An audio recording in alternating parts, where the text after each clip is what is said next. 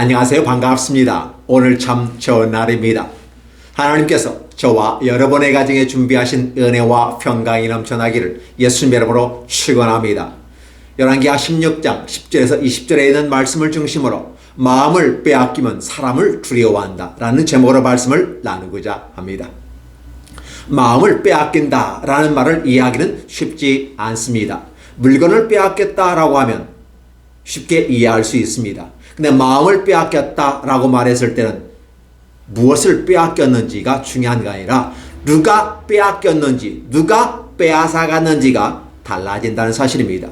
아마도 내 마음을 빼앗겼다라고 했을 때는 어떠한 새로운 호기심에 가득한 것에 의해 내 관심이 다 쏠렸다. 그래서 내 마음은 그쪽으로 다 가 있고, 그래서 나는 마음을 빼앗겼다라고 볼 수 있습니다. 아니면 어떤 강한 호기심을 제공하는 자가 나의 마음을 송두리째 앗아갔다라고 표현해 볼 수 있습니다.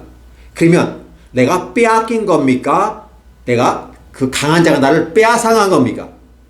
책임 소재가 어디에 있나요?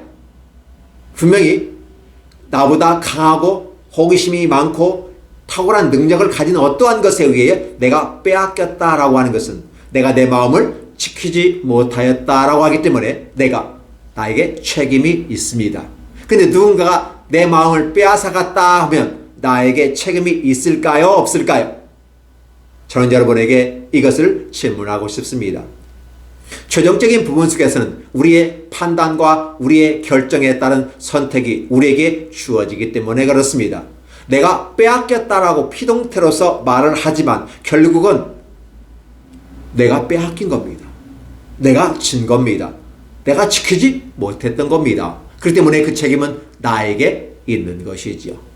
강한 자가 빼앗아갔기 때문에, 그 사람이 빼앗아갔기 때문에 그 사람 책임이야 라고 말할 수는 없는 것이죠. 문제는 내가 나를 지키지 못하였다. 성경은 이렇게 말합니다. 너의 마음을 굳건히 하라, 지켜라, take a heart 이라는 말을 쓰게 되는 것입니다. 결국은 우리가 우리의 마음을 지키지 못했다는 것입니다. 도대체 우리의 마음은 무엇이길래 지켜야만 할까요? 우리의 마음은 하나님을 담는 그릇입니다. 하나님이 우리와 만나는 장소를 주셨는데 그게 마음의 장소입니다. 마음을 달리 표현하면 생명이다 라고 말할 수도 있고 우리의 생각이라고도 말할 수 있습니다. 우리의 생명의 좌소, 우리의 마음의 좌소가 곧 마음이기 때문에 그렇습니다. 달리 말하면 하나님은 자신의 모양과 형상을 따라 우리를 만들어 놓으시고 그곳이 바로 마음의 상태라는 것입니다. 그래서 하나님이 우리 안에 가득 들어와 있습니다. 충만하게 들어와 있습니다. 우리는 이것을 마음이라고 합니다. 그런데 이렇게 가득 차 있는 우리들의 마음 속에 우리의 관심을 하나님께 집중해서 드리면 충만해지는 겁니다. 그런데 우리의 마음이 하나님께로 충만해지지 아니하고 다른 것에 호기심을 가지고 가게 되라는 것입니다. 호기심이라는 것은 대단히 유용하지만 위험하기도 합니다. 분명히 짚고 넘어갈 것은 학문적인 호기심은 학문의 영역을 넓히기 때문에 대단히 중요합니다. 연구하는 사람으로서 호기심은 새로운 길을 만들어가고 새로운 길을 밝혀 비추어 볼 수가 있기 때문에 그렇습니다. 그러나 영적인 호기심이 강한 자는 그 호기심으로 말미암아 미혹의 영에 콕 꿰여서 넘어가게 될 수가 있기 때문에 종교적 영역에서 호기심은 독약과도 같고 마약과도 같은 것입니다. 암적 요소이기도 합니다.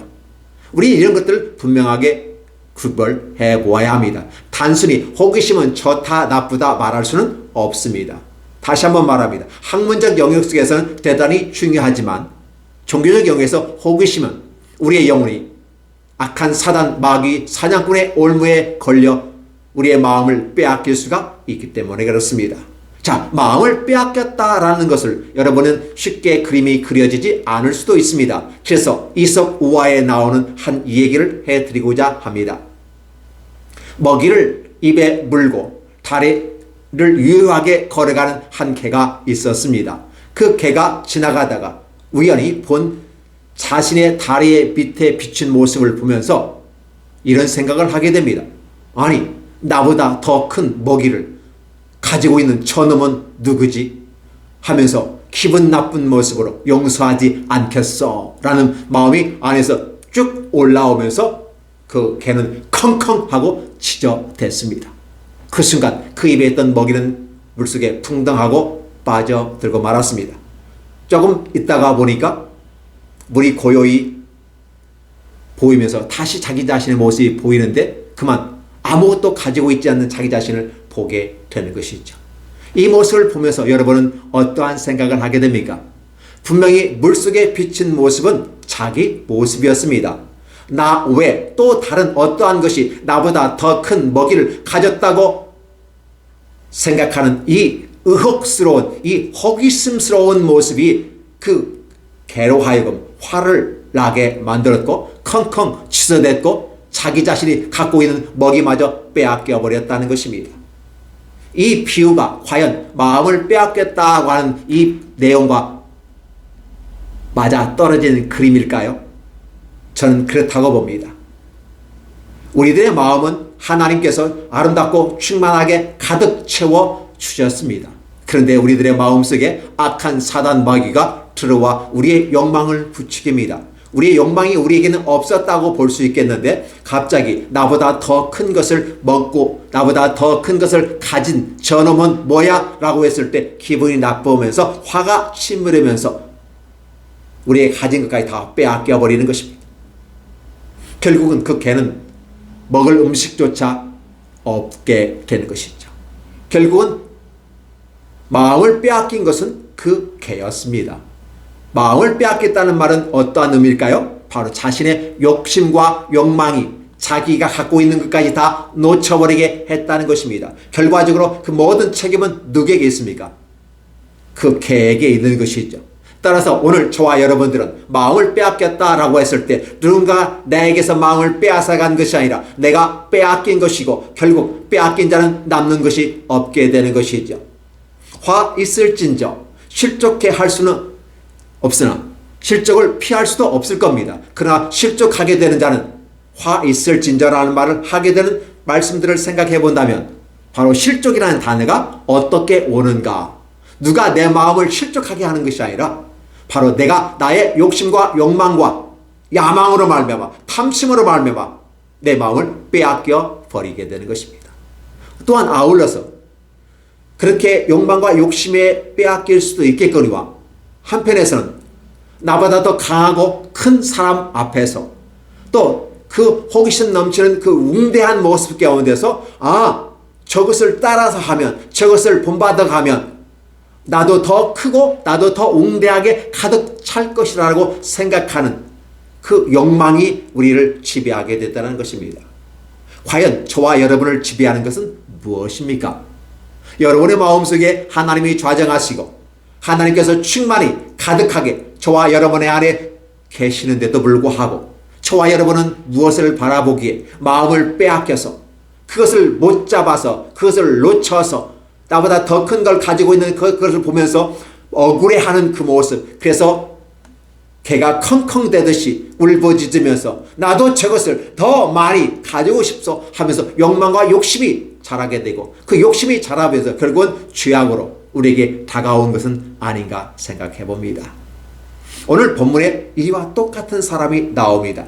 남유다의 아하스란 왕이었습니다.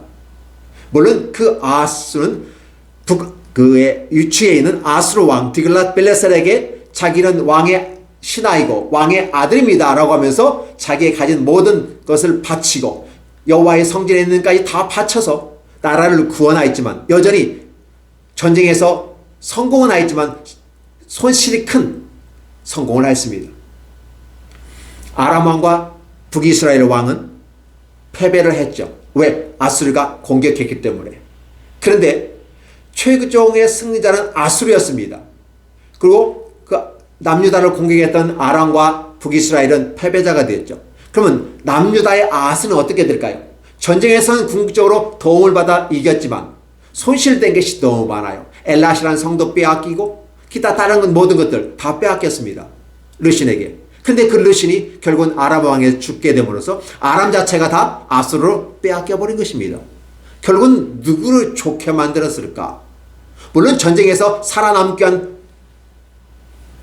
한 방법이었을는지는 모르겠지만 여전히 남유다 아하스는 다 빼앗기고 말합니다. 이런 상태에서 아하스는 아하스 왕 디글랏벨레셀을 만나러 다메섹에까지 가서 초공을 바치고 그 앞에 황제로 인정하고 자신은 봉신으로 왕의 신하로 인정하는 어떤 예식을 했을 것입니다. 그리고 그 앞에 제단을 보고 많은 그 아수르의 조공 신하 국가들이 와서 그 왕들이 와서 그 제단을 보게 되는 거죠. 그러면 결론적으로 보면 아수르가 섬기는 그 제단을 통해서 강하고 힘이 있는 그런 나라가 만들어진 제단, 그 나라가 섬기는 신은 더 크다고 생각하게 되는 것 아니겠습니까? 이런 모습을 바라보는 아하스는 어떤 생각이 들을까요? 우리 여호와의 전에 있는 제단은 놋제단은 작고 빈약하구나. 저렇게 크지가 않아. 만약에 이 제단을 저렇게 크게 만들고 아수르에 있는 그 모습을 갖다가 그대로 옮겨 놓으면 우리도 저 아수르처럼 크고 더 힘이 세지지 않을까? 아니면 내가 살아남기 위해서 아수르의 모습을 본따서 배우고 그대로 하는 것은 아마도 아수르 왕 빌라사 디글렛을 굉장히 좋아할 거야 라고 충성심을 발휘해서 그 제단의 모든 구조와 제도 양식을 이루어 제사장 우리에게 보냈다라는 것입니다. 얼마나 엄하게 명령을 내렸는지 왕이 돌아오기 전에 제사장 우리아가 그걸 다 만들어 놓았더라는 것입니다. 저는 이 장면을 바라보면서 바로 마음을 빼앗겼구나 아하스가 라는 생각입니다. 그러니까 결국은 그 전쟁의 와중 속에서 최고의 승자는 아수르였고 자기도 성공했지만 여전히 생명을 보존하고 국가를 지키고 왕권을 지켰지만 여전히 손실이 굉장히 큼에도 불구하고 그래서 빼앗긴 모든 것들은 다 결국은 아수르가 다 가져갔어요. 그런데 이 아하스가 아시리아의 비글랏딜레셀의 마음에 빼앗겨버리고 그리고 그 제단의 마음을 빼앗겨버려서 그 양식을 가져다가 오면서 여호와 앞에 있는 물두멍, 번제단 이런 걸 다 옮겨 놓아버리고 그 아수르에 있는 제단을 새 제단을 세워놓고 거기서 모든 제사를 다 총괄했다라는 내용을 쓰게 되는 것이죠. 결국은 마음을 빼앗기니까 그 안에 있는 여호와 하나님이 보이지 않습니다. 분명히 하나님은 우리 안에 계십니다. 가득하게 충만한 조건을 갖추었습니다. 완전한 충족을 갖추었습니다.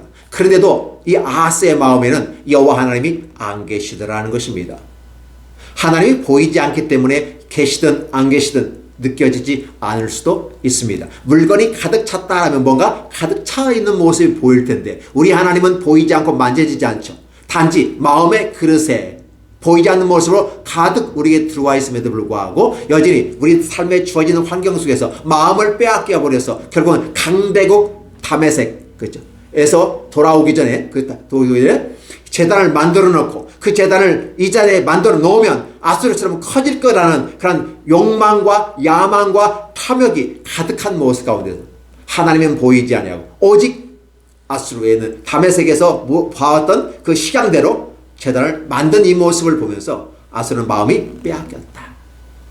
자, 이런 마음이 빼앗긴 상태에서 무엇을 기대할 수 있겠습니까? 이미 그는 몰렉 신을 앞에서 자신의 아들을 불 가운데로 걸어가게 했던 모습 속에서 악한 행위를 하였습니다. 그리고 하나님 자체를 자기 마음에서 옮겨 놓아버렸습니다. 아니, 옮겨 놓을 필요조차 없는 것이죠. 왜? 하나님을 왕 무시, 개 무시하면서 전혀 하나님 바라보지 않습니다. 오직 한 가지, 그 놋제단은 언제? 자기가 필요할 때, 여호와께 제사 드릴 때만 쓰겠다라고 말하는 것이고, 모든 일상의 삶의 모든 것은 아수르에서 다메섹에서 본 그 제단에서 제사를 드렸다라는 것입니다. 제단에서 제사를 드렸다. 모든 것을 총체적으로 우리 아이에게 명령해서 모든 것들을 다 그것을 하게 했다라는 개념은 하나님은 그의 삶과 그의 모든 일상에 완전히 제거되었다라고 말하는 것입니다. 때로는 약간의 보험을 위해서 여호와께 부를 때 그때 놋제단을 쓰겠다라고 말하는 것입니다. 새 제단 그 앞에 다 드렸다. 그러면 결국 여호와는 그에게 없다. 여호와가 그 안에 없기 때문에 그런 마음을 빼앗겠다라고 말하게 되는 것입니다. 하나님이 없는 세상이 어떤 세상일까요? 신락원의 상태입니다. 에덴 동산에서도 하나님과 함께 있어 그 마음에 하나님 말씀이 역사하게 될 때 그런 영락원이란 단어를 유지할 수 있습니다. 그런데 그가 여호와의 말씀을 따르지 아니하고 악한 마귀의 말을 따릅니다. 어떻게 따르겠습니까? 이 선악을 알게 하는 나무를 네가 먹으면 너도 하나님처럼 눈이 밝아져 선악을 구별할 수 있어 라고 하는 부분 속에서 하나님이 너에게 먹지 말라고 한 이유가 있지 않겠어? 라고 호기심을 가득 유도합니다. 그 욕망을 불타오르게 합니다. 너도 먹을 수 있고 너도 먹으면 하나님같이 될 수 있어 라고 하는, 결국은 우리들의 마음속에 하나님의 말씀을 무시하고 악한 마귀의 말을 들었다는 것입니다. 이 부분이 대단히 중요한 것이죠. 그러면 우리들의 마음 상태는 어떻게 표현해 볼 수 있을까요? 우리들의 마음을 중심으로 그림을 한번 그리겠습니다. 왼쪽에는 믿음이 있고 오른쪽에는 사랑이 있습니다. 위쪽에는 뭐가 있습니까? 소망이 있습니다. 왜 믿음을 왼쪽에 그렸을까요? 바로 믿음은 하나님의 말씀을 들으면서, 하나님이 주신 말씀을 들으면서 믿음이 생기기 때문에 수용성입니다. 결국은 우리들의 마음이라고 하는 것은 듣고 받아들여야 됩니다. 무엇을 들을까가 중요한 것이죠. 결국은 듣는다는 개념은 자극을 준다는 말과 똑같습니다. 행동주의 학자 파블로프가 개를 시험하면서 땅땅땅땅 종을 치면서 종을 치면 밥을 주고 종을 치고 밥을 주고 나중에는 종만 쳐도 침이 흐르는 이런 교육 효과를 통해서 우리가 알 수 있습니다. 자극을 어떻게 주냐에 따라 달라지는 거죠. 하나님께서는 오늘도 저와 여러분에게 하나님 말씀으로 자극을 주시는 것입니다. 그럼 우리의 믿음이라고 하는 왼쪽에 있는 이 믿음은 하나님의 말씀을 듣고 반응하고 자극을 하는 것이죠. 우리의 믿음을 바로 자극합니다. 무엇과 연관되어 있습니까? 우리의 마음과 연관되어 있습니다. 그리고 우리들의 마음은 그 자극을 받아서 말씀을 수용하고 그 말씀에 그대로, 그럼 그 말씀이 임하니까 무엇이 오느냐? 하나님이 오게 되는 것이죠. 그래서 그 하나님이 왔다고 하는 것은 그 안에 사랑이 가득했다라는 것이고, 하나님이 우리 안에 있으니까 결국 우리들의 마음속에 사랑의 행동이 표현됩니다. 그래서 왼쪽에는 믿음이면 오른쪽에 사랑의 모습으로 우리의 삶의 행동에서 실천적인 의미에서 사랑이 드러나게 되는 것이죠. 그래서 결국은 이 사랑조차도 뭐와 연관되냐? 마음과 연관되어 있더라는 것입니다. 그러면 이 마음을 가지고 사랑을 하는 사람은 결국은 어떻게 되냐? 이 사랑 실천한다는 것은 굉장히 어려울 수 있습니다. 힘들 수가 있습니다. 역경이 다가올 수 있습니다. 그럼 포기해야 될까요? 바로 주님께서 이 땅에 오셔서 우리에게 사랑 실천을 하셨습니다. 그냥 왔다가 영광을 받고 갈 수도 있었습니다. 그런데 주님께서 이 땅에 오셔서 한 일이 있죠. 십자가에 못 박혀 죽으시는 것입니다. 이 일이 모든 인류를 구원하는 하나님의 계획임에도 불구하고 너무 힘들었던 주님은 감람산에 가서 무한히 기도하고 자기 자신의 정체성을 다시 한번 확인하고 나의 사명을 재확인하고 내가 이 땅에 왜 왔는지를 다시 한번 확인하며 자기 마음을 추스리고 정리하는 시간들을 가지게 되는 것이죠. 즉 자기 생각을 정리하는 시간이었습니다. 그 과정 속에서 소망을 하나님께 두죠. 하나님의 뜻대로 해 주옵소서. 나는 이 잔을 거절하고 싶습니다. 그러나 내 원대로 마옵시고 아버지의 원대로 되기를 원합니다 하면서 바로 그 어렵고 힘든 사랑의 실천의 현장에서 하나님께 기도하며 주님을 소망하고 바라보면서 기도했던 감람산의 그 기도의 모습을 여러분 기억하십시오. 그러면 결국은 그 모습 가운데서 이루어지더라는 것입니다. 결국은 예수님은 믿음과 사랑과 소망이란 그 모습으로 분신을 저와 여러분에게 주시는 것입니다. 우리들의 마음을 보호하고 있는, 우리들의 마음을 보호하고 있는 것은 바로 우리들이 하나님을 향한 믿음이 우리에게 있을 때 마음이 보존될 수 있고 마음을 빼앗기지 않을 수 있습니다.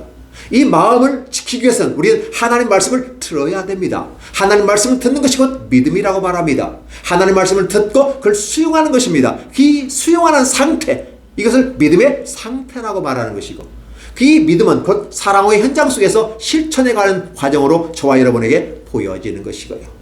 그리고 이런 어렵고 힘든 과정 속에서 하나님을 향해 기도하면서 소망을 가지게 될 때 바로 이 모습입니다. 그래서 기독교에 세 가지 보물이 있는데 믿음과 사랑과 소망인 것입니다.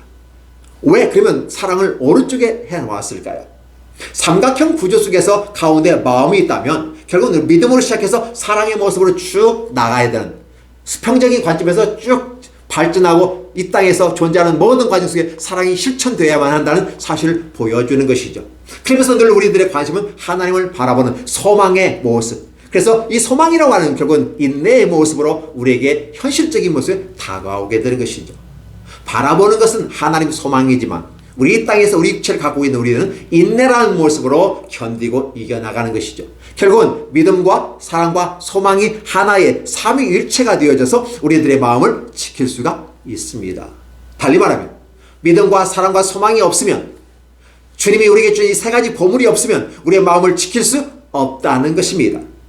주님께서 너의 마음을 지켜라, take a heart, 마음을 굳건히 하라, 두려워하지 말라, 놀라지 말라, 내가 너와 함께함이라 라고 말했음에도 불구하고 여전히 우리들의 마음은 흔들리고 있어요. 왜 흔들릴까를 생각해 보는 것입니다. 이 아스에게는 이미 그에게 믿음이 없습니다. 사랑도 없습니다. 하나님을 향한 기대도 없습니다. 오직 그의 눈에 보이는 다메섹에서 본 그대로 제단을 가지고 오고, 그렇게 되면 저 아수르가 강대한 나라가 된 것처럼 우리도 강대한 나라가 될 것이란 그 영혼과 욕망과 야망과 탐심이 여호와의 놋제단을 옮겨버리고 물두멍을 옮겨버리고 뜯어버리고 새 제단을 갖다 놓고 그의 마음이 풍성해지고 모든 그걸 거기다 하니까 마치 마음이 가득 찬 것처럼 행복한 것처럼 느껴지게 되는 것이죠.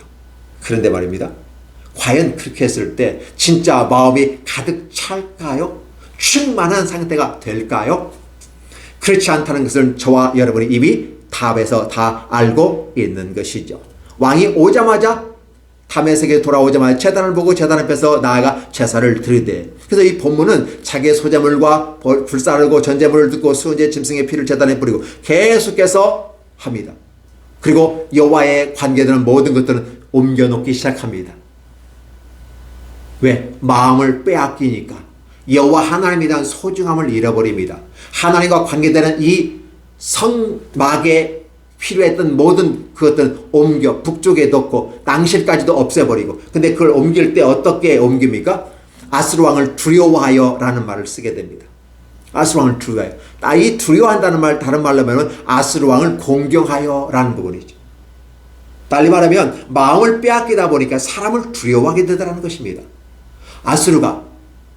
아하스가 아수르의 그 모습 가운데 그 아수르의 왕 디글라빌레셀의 그 영광과 그 능력 앞에서 두려워했다는 말, 달리 말하면 그를 존경했다라는 것입니다.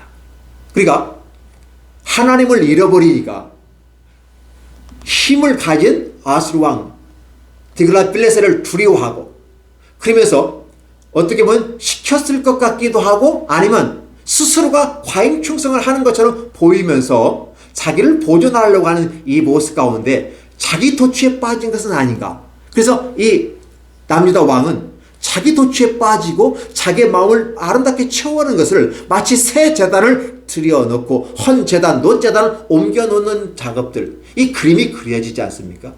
혹시 저와 여러분의 마음속에 하나님의 아름다운 모습이 있습니다. 하나님의 모양과 형상을 다 창조됐다고 말하지만 모세 때는 그것을 성막으로 우리에게 주셨고 성막이 우리 안에 있는 것입니다. 우리 어깨에 메고 다니는 것입니다. 어깨에 맨다는 것은 가슴과 같이 있다. 우리들에 가깝게 있다는 것이었습니다.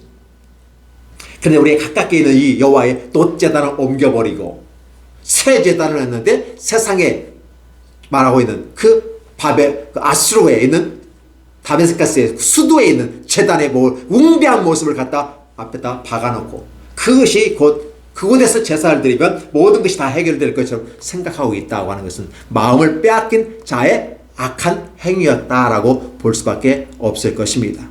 이런 모습들을 바라보면서 하나님은 아하스를 버려 두었다라는 표현을 쓰게 되죠. 결국은 하나님은 모든 인간을 구원하고자 놀라운 계획을 가지고 계시지만 인간의 자발적인 부분 속에서 마음을 빼앗겨버리고, 아니 그 마음을 스스로가 돌이켜서 악한 자에게로 가고 악한 마귀를 따라가고 세상을 쫓아가고 강한 자를 따라가면서 그는 결국은 진정한 강한 자인 여호와를 잃어버리게 되는 것이죠. 그 결과 그는 아무것도 남지 않았습니다. 이렇게 됐을 때 하나님은 모든 인간을 구원할 계획이 있었음에도 불구하고 강력하게 거부하는 3.4%의 악의 세력들이 있더라는 것이죠. 도대체 악의 세력이 왜 발생하는지는 우리는 밝혀낼 수는 없습니다. 그러나 분명히 에덴 동산에부터 3.4% 악한 자들이 있고 그 악한 자를 돕는 자들이 있어 총체적으로 한 20% 정도가 거기에 몰두하고 있고 여기에 마음을 빼앗긴 자들이 많다는 것입니다. 자금의 시대 속에서 기독교란 토대 위에 이단들이 드러나게 되고 그 이단을 향해서 나아가는 그들의 모습을 보면 마치 마음을 빼앗긴 자가 아닌가 생각해 봅니다. 기존의 교회에서 은혜를 받지 못했다. 기존의 정통적인 교회에서 어떤 걸 해결하지 못했다. 왜? 바로 하나님 앞에서는 이런 경계가 있기 때문에 때로 불가능한 것처럼 보이는 것들이 많습니다. 그런데 이단의 세계에 들어가면 그걸 마치 이루어지는 것처럼 보입니다. 달리 말하면 마음을 빼앗겨 버리는 것입니다. 또 미혹되는 것입니다.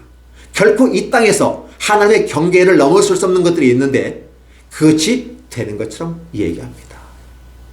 하나님은 분명히 얘기합니다. 될 것과 되지 않을 것을 얘기합니다.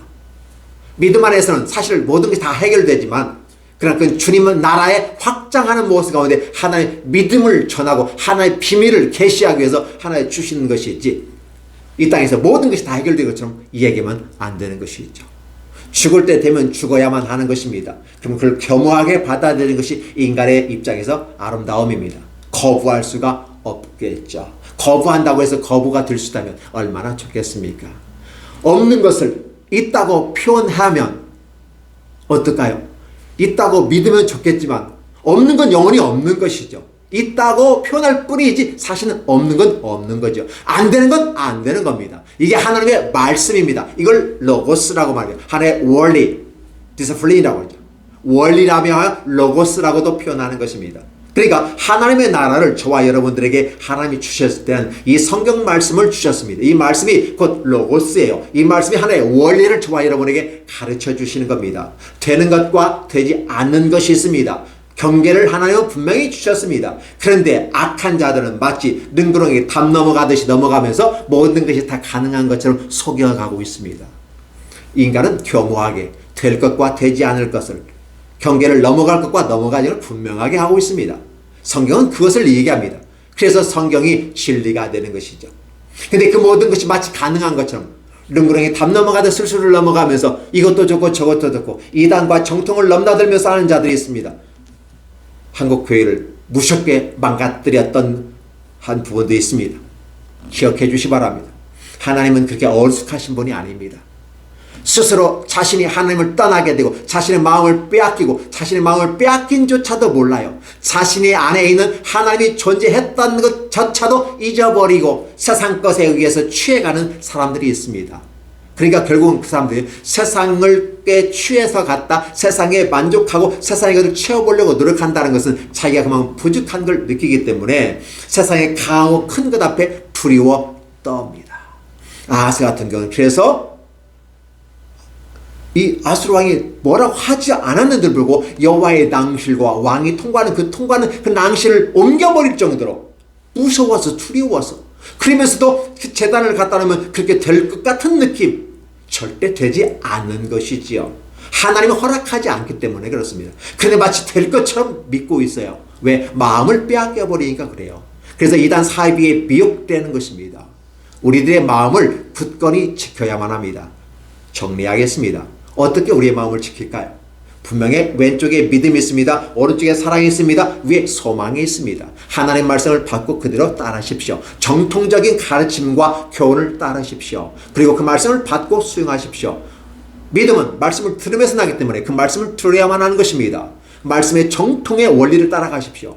그리고 그 원리 속에서 사랑을 실천해가는 과정 속에서 사랑을 표현하는 것이죠. 하나님은 이 역사 속에서 기적이 나타나게 되는 것이죠. 사랑의 실천 현장에서 기적이 나타납니다. 예수께서 이 땅에 오셔서 십자가에 못 박혀 죽으시기까지 하는 모든 과정은 사랑의 실천 현장이었고 그 후대 주님이 가시는 곳마다 마을마다 들어가서 치료하는 역사가 나타났던 것은 사랑의 실천 현장에 있기 때문에 주께서 그들을 불쌍히 여기시고 자기에게 찾아오는 모든 병든 자들을 낫게 하셨다라고 복음서는 이야기하고 있더라는 것입니다. 따라서 이런 모습들을 우리는 믿음을 가지고 사랑을 실천하면서 하나님을 바라보는 이 소망. 그러나 거기에는 인내라고 하는 시간적인 차원에서 견뎌내는 힘이 있어야만 하는 것입니다. 그렇게 했을 때 우리의 믿음을 지킬 수가 있는 것이죠. 성경은 이렇게 말합니다. 두려워하지 말라. 놀라지 말라. 왜? 내가 너와 함께함이라. 내가 그렇게 얘기하지 않니? 임마누엘 하나님은 내가 너에게 왔어 라고 말이야. 그러면 내가 너와 함께 있다는 것은 달리 말하면 네 마음에 가득 내가 들어있어. 근데 너는 나를 느낄 수 있니? 라고 물어보는 것입니다. 영으로 존재하시는 하나님을 우리들의 마음에 느낀다? 사실 느끼고 못 느끼는 도대체 계신 거야? 안 계신 거야? 기어뚱 할 수가 있겠지만은 하나님의 말씀이 우리와 함께 계신다. 충만히 완벽하게 계신다. 라는 말을 하실 때 그걸 믿고 받아들이는 것입니다. 만질 수 없습니다. 때로는 느낄 수가 없습니다. 그런데 우리는 그 말씀을 믿습니다. 왜? 하나님의 원리 가운데 주셨기 때문에. 사랑을 실천하면서 바라보게 될 때 우리는 반드시 우리의 마음을 지킬 수 있습니다. 그렇게 됐을 때 사람을 두려워하지 않을 수 있습니다. 하나님 앞에 우리는 분명하게 서 있기 때문에 그렇습니다. 우리를 지키는 것, 우리의 마음을 지키는 것은 바로 믿음, 사랑, 소망, 이 삼각형 구조 속에서 삼위일체 하나님이 저와 여러분을 지키실 것입니다. 마음을 빼앗기지 마십시오. 마음을 놓지 마십시오. 마음을 어디에 놨는지 물건을 잃어버린 것처럼 잃어버려서 방황하는 모습은 아닌지요. 다시 한번 여러분에게 말씀드립니다. 여러분의 마음을 굳건히 지키십시오. 여호와의 말씀을 따라 지키시고 원리를 따라 가십시오. 사랑을 실천하십시오. 하나님을 바라보십시오. 그러면 이 아하스 같은 어리석음에 빠지지 않을 것입니다. 이 아하스는 나중에 하나님이 버리십니다. 달리 말하면 지옥의 사자들에게 먹잇감으로 던져주게 되는 것을 볼 수 있습니다. 이러한 일이 바깥 어두운데 이를 깔며 슬피 우는 그 뉘치에 던져버린다는 것입니다. 마치 고기를 잡아 갈매기의 고기를 던져버리는 것처럼 던진다는 사실을 기억하신다면 저와 여러분이 마음 빼앗긴 것이 얼마나 무섭고 이건 지옥이라고 하는 부분이 다가오게 되는 것이고, 마음을 지키는 자, 하나님을 지키는 자, 믿음, 소망, 사랑을 삼각형 구조 속에서 아름다운 승리를 보장받을 수 있다면 바로 우리는 그것이 우리의 마음을 지키는 것이라는 사실을 기억하십시오. 그래서 잠언서에도 마음을 지키는 자에게 생수의 강이 흐르게 되고 지혜의 강이 흐르게 되고 영원한 우리의 삶의 길에 기쁨이 넘치게 될 것입니다. 오늘 저와 여러분 모두가 마음을 굳건히 지키십시오. 하나님이 우리와 함께 하십니다. 따라서 놀라지 말라, 두려워하지 말라라고 하면 이 말씀을 믿고 받아들이십시오. 여러분의 삶에 놀라운 역사가 있을 것입니다. 기도하겠습니다. 하나님 아버지 감사합니다. 우리들의 마음을 빼앗겨서 두려워하고 있지는 않습니까? 마치 물건을 잃어버리고 귀한 돈가방을 잃어버려서 어디에 놓았는지 찾고 또 찾아도 찾지 못하는 그런 존재 같은 모습은 아닌지 다시 한번 보게 하시고, 오늘 아하스가 그러한 모습 가운데 제정신 못 차리고 나라를 이상하게 이끌어가고 있습니다. 자신의 삶을 이상하게 이끌어가고 있습니다. 하나님도 그를 이제 버려버립니다. 이런 모습을 바라볼 때 우리가 다시 한번 이 말씀을 통해서 기억하게 하여 주옵소서. 마음을 빼앗기지 말게 하시고 마음을 굳건히 지키게 하시고, 그래서 사람을 두려워하지 않게 하시고 하나님을 두려워하고 하나님 앞에 서게 하여 주시옵소서. 육체도 죽이고 영혼을 죽일 수 있는 하나님을 두려워하게 하옵소서. 육체는 죽이지만 영혼을 죽이지 못하는 자를 두려워하지 않게 하여 주옵소서. 진정으로 우리가 두려워하고 진정으로 우리가 존경하고 사랑하며 추종해야 될 일은 우리 하나님 한 밖에 없음을 우리가 다 같이 공감하고 아멘하며 함께 나아가는 멋진 믿음의 리액션, 반응을 할 수 있도록 축복하여 주시옵소서. 예수님의 이름으로 기도하옵나이다. 안녕하세요. 반갑습니다. 오늘 참 좋은 날입니다. 하나님께서 저와 여러분의 가정에 준비하신 은혜와 평강이 넘쳐나기를 예수님의 이름으로 축원합니다. 열왕기하 16장 10절에서 20절까지 낭송합니다. 아하스 왕이 아하스르 왕 디글랏빌레셀을 만나러 다메섹에 갔다가 거기에 있는 제단을 보고 아하스 왕이 그 제단의 모든 구지와 제도의 양식을 그려 제사장 우리아에게 보냈더니, Then King Ahaz went to Damascus to meet Tiglath-Pileser, king of Assyria. He saw an altar in Damascus and sent to Uriah the priest a sketch of the altar with detailed plan for its construction. 아하스 왕이 다마섹에서 돌아오기 전에 제사장 우리아가 아하스 왕이 다마섹에서 보낸 대로 모두 행하여 제사장 우리아가 제단을 만든지라. So Uriah the priest built an altar in accordance with all the plans that King Ahaz had sent from Damascus and finished it before the King Ahaz returned. 왕이 다메섹에서 돌아와 제단을 보고 그 제단 앞에 나아가 그 위에 제사를 드리되 When the king came back from Damascus and saw the altar, he approached it and presented offering on it. 자기의 번제물과 소제물을 불사르고 또 전제물을 붓고 순제 짐승의 피를 제단에 뿌리고 He offered of his burnt offering and grain offering, poured out his drink offering, and sprinkled the blood of his burnt offering on the altar. 또 여호와의 앞 곧 성전 앞에 있는 놋제단을 새 제단과 여호와의 성전 사이에서 옮겨다가 그 제단 북쪽에 그것을 두니라. The bronze altar that stood before the Lord he brought from the front of the temple, from between the dear altar and the temple of the Lord, and put it on the lost side of the dear altar. 아하스 왕이 제사장 우리에게 명령하여 이르되 아침 번제물과 저녁 소제물과 왕의 번제물과 그 소제물과 모든 국민의 번제물과 그 소제물과 번제물을 다 이 큰 제단 위에 불사르고 또 번제물의 피와 다른 제물의 피를 다 그 위에 뿌리라. 오직 놋제단은 내가 주께 10일에만 쓰게 하라 하며 King Ahaz then gave this order to Uriah the priest on the last dirt offered the morning burnt offering and the evening grain offering, the king's burnt offering and his grain offering, and the burnt offering of all the people of the land, and their grain offering and their drink offering, sprinkle on the altar all the blood of the burnt offering and sacrifice. But I will use the bronze altar for seeking guidance. 제사장 우리아가 아하스 왕의 모든 명령대로 행하였더라. And Uriah the priest did just as King Ahaz had ordered. 아하스 왕이 물두명 받침의 옆판을 떼내고 물두명을 그 자리에서 옮기고 또 놋바다를 놋소 위에서 내려다가 돌판 위에 그것을 두며 King Ahaz took away the side panels and removed the facings from the movable stands.